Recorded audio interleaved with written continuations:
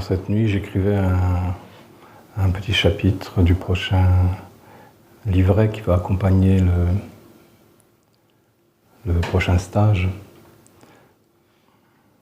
Encore à propos de la mort et de l'accompagnement réel des mourants, comment pratiquement on fait ces choses. Et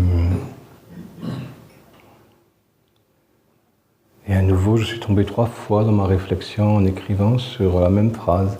Un homme seul ne peut rien. Et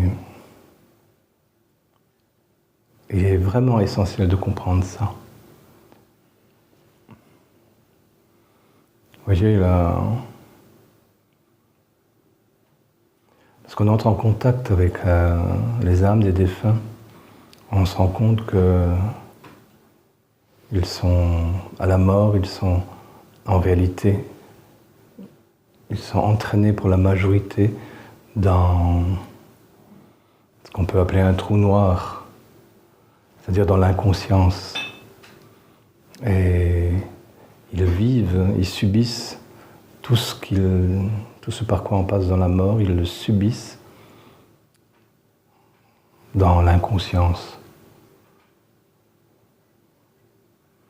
Et après, soudain, ils se retrouvent à nouveau dans le corps d'un bébé et c'est reparti pour un tour de vie.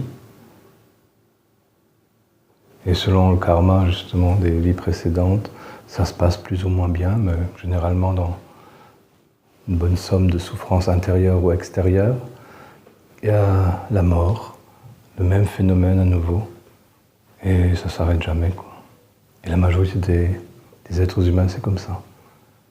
Dans la vie, déjà pas en conscience, parce que la conscience, justement, n'est pas cultivée.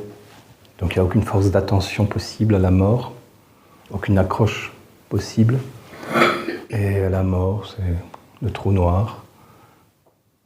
Et c'est la première fois que j'ai vu que ce qu'on appelle des trous noirs dans le cosmos, c'est vraiment ça. C'est un endroit où est aspiré tout le vécu, tout ce qu'il y a autour, tout ça c'est aspiré à l'intérieur et ça disparaît, c'est détruit là-dedans.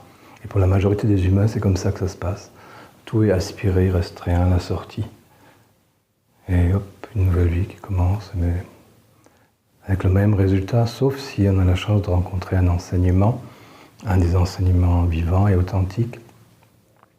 Et même ça ne suffit pas, puisque non seulement il s'agit d'acquérir des connaissances, mais il faut aussi acquérir une pratique.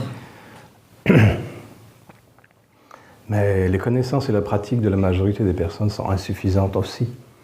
Parce que la pratique est insuffisante, la capacité d'attention est insuffisante, puisqu'on se laisse influencer et dévier par la moindre situation, la moindre remarque de quelqu'un, la moindre inattention d'un autre, oui, la moindre négativité de quelqu'un, et hop, on est aspiré par ça, ce qui fait que même dans la mort, après, ça va être à peu près la même chose. Et ça, c'est la raison pour laquelle j'ai décidé de former des personnes pour accompagner les défunts, pour qu'il y ait un 3e élément supplémentaire, pour qu'il y ait quelqu'un qui soit un guide auquel on peut s'accrocher constamment au cours de la mort. Sinon, cette espèce de trou noir, cette inconscience happe chacun, et heureusement, selon le karma, ensuite on renaît dans des conditions plus ou moins favorables.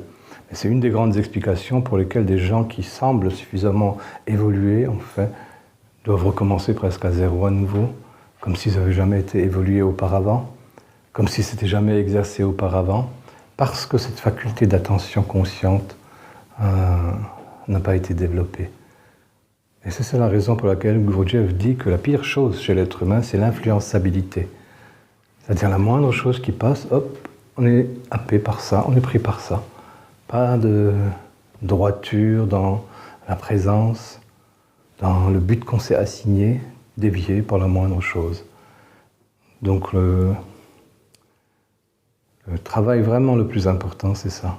C'est s'exercer à cette présence, déjà dans la méditation, et de façon rythmique, régulièrement, dans l'attention consciente, à la respiration ou à d'autres activités qu'on peut faire le faire de façon régulière, de façon à ce que ça devienne un processus vraiment important en soi. C'est le plus important. C'est pour ça que le rappel de soi, la méditation, l'attention consciente dans la présence, c'est au début et c'est la fin, c'est tout le temps. C'est le plus important.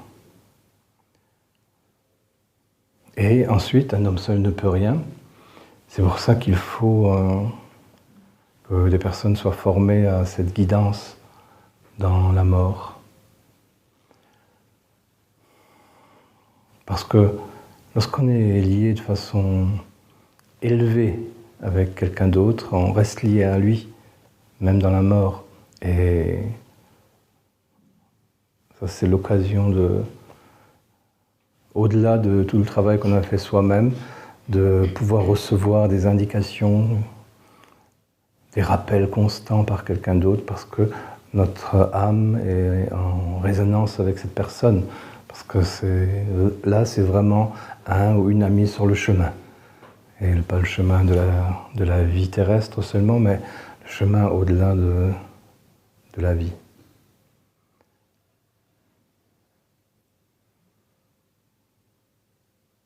Et je me disais en écrivant tout ça que l'horreur de la situation, Gurdjieff s'est trompé. C'est pas dans la vie. La vie, ça va, on s'en tire à peu près, chacun. Mais l'horreur de la situation, c'est juste après.